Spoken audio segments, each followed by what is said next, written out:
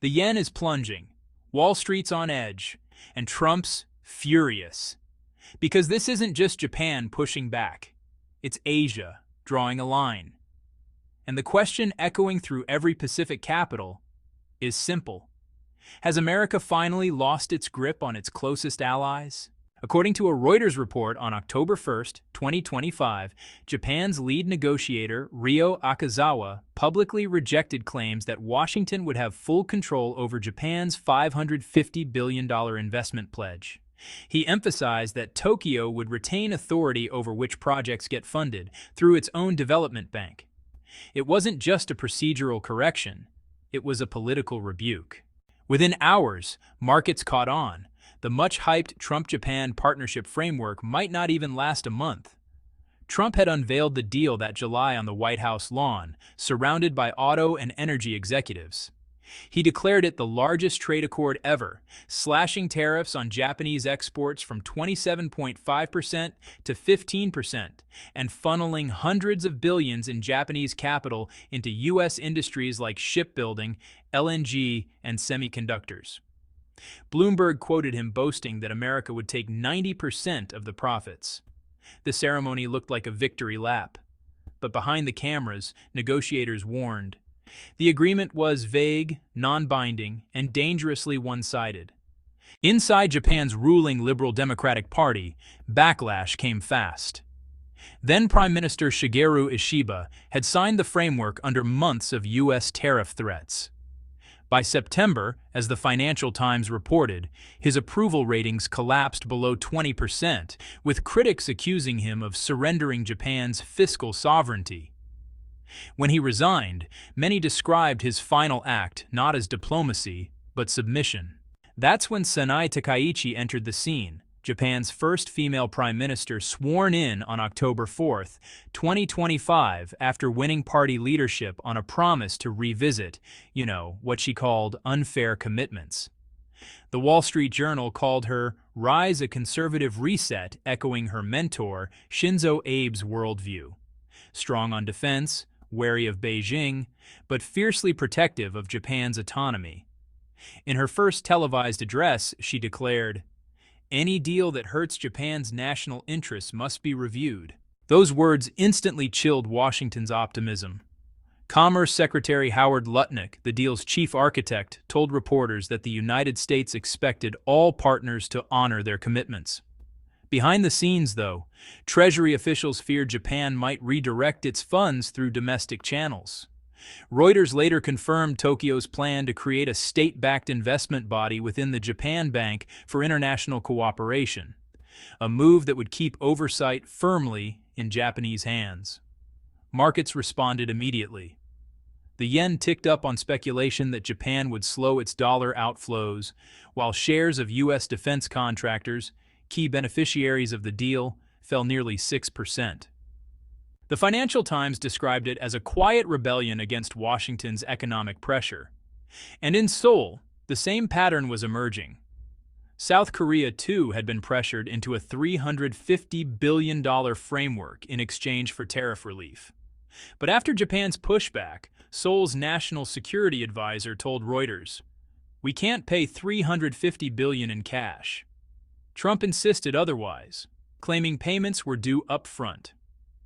Korea flatly denied it. Asia was no longer following Washington's playbook. Back in Washington, D.C., Trump lashed out during a televised cabinet meeting saying, "We made the best deal ever, and Japan's already backing out."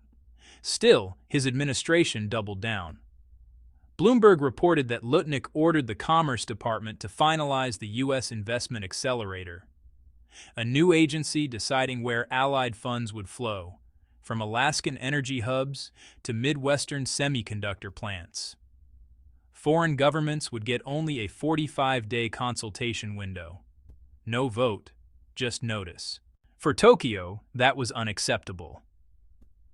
On October 1st, Akazawa reminded reporters that Japan's $550 billion contribution would be managed within the range where there's no FX impact. It was coded language, a subtle warning that Tokyo would control the timing and scale of every disbursement. Currency analysts read it as a threat. Japan might slow-roll the entire process. This wasn't supposed to happen. The Trump administration believed Japan's conservative government would be its most dependable ally. Instead, the nation that once championed the Indo-Pacific alliance was now resisting Washington's boldest economic move in Asia. The mid-2020s had already strained the relationship. When Trump reimposed 25% reciprocal tariffs on imported autos, Japan answered with what the South China Morning Post called a rare act of defiance. Ishiba had declared, "Tokyo will not be taken advantage of."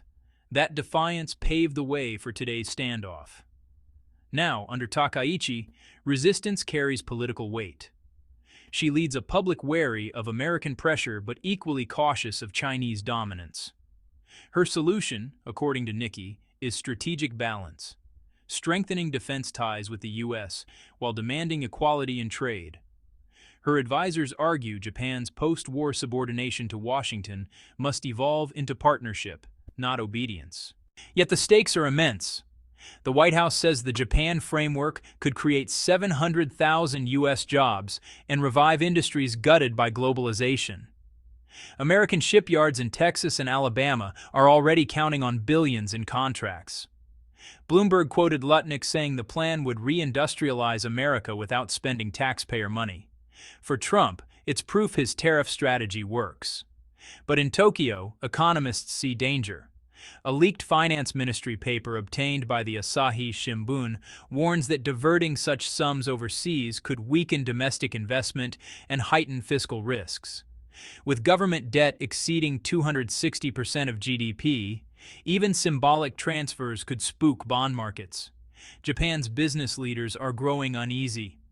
Takeshi Ninami, CEO of Suntory and head of Keizai Doyukai, told the Financial Times that insisting on total tariff exemptions was a strategic blunder, but added that the U.S. framework lacked transparency about where funds go or what Japan truly gains.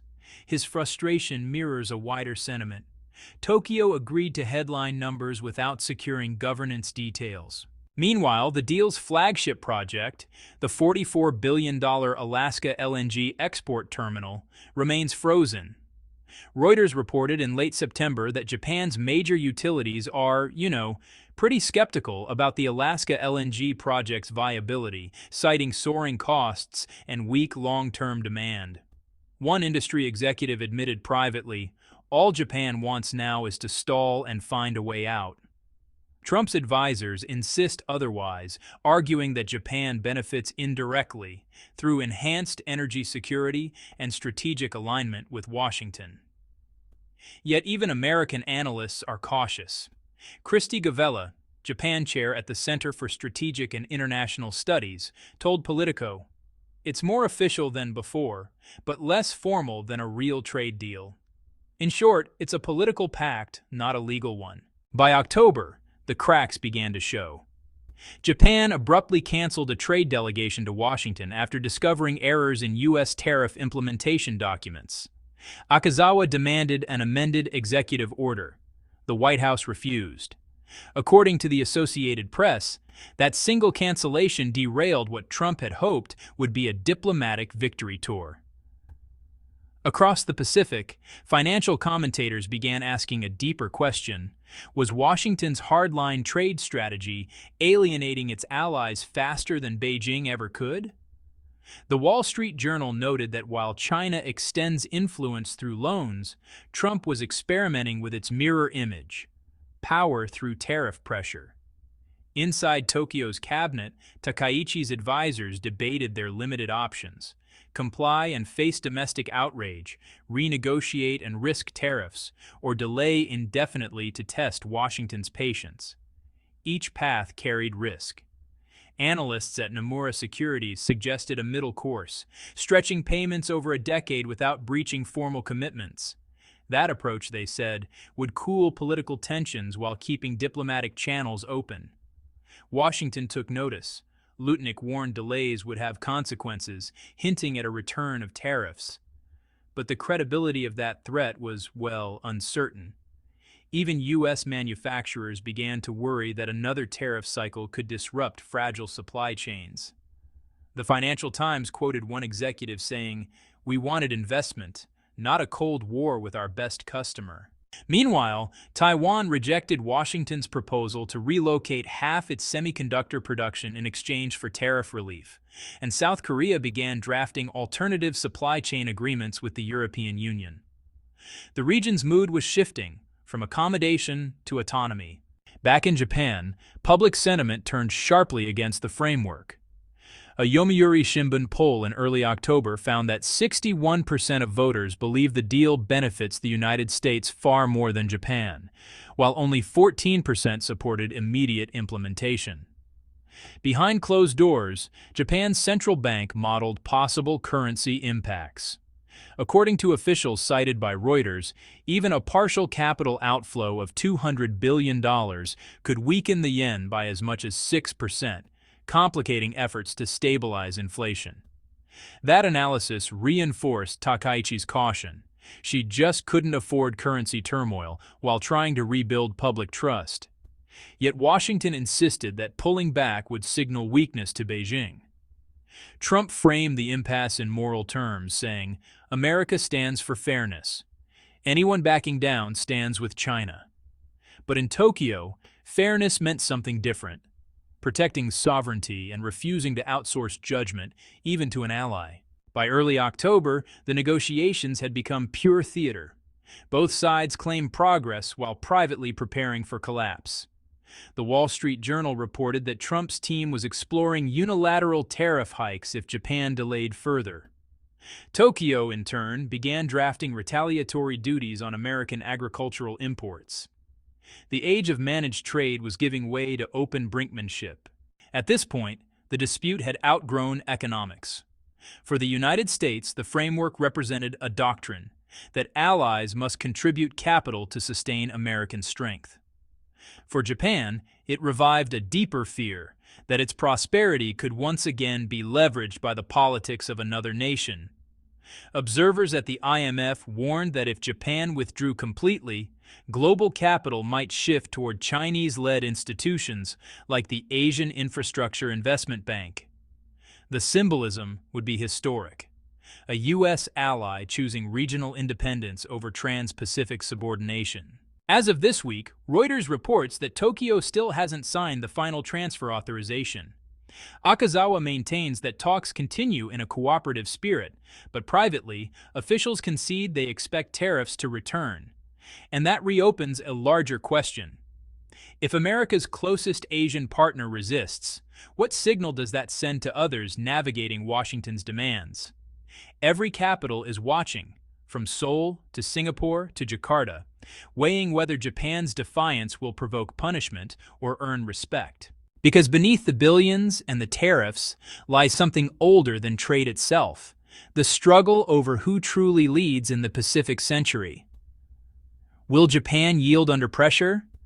Or has the world's third-largest democracy just drawn the line that marks the end of Washington's economic dominance in Asia?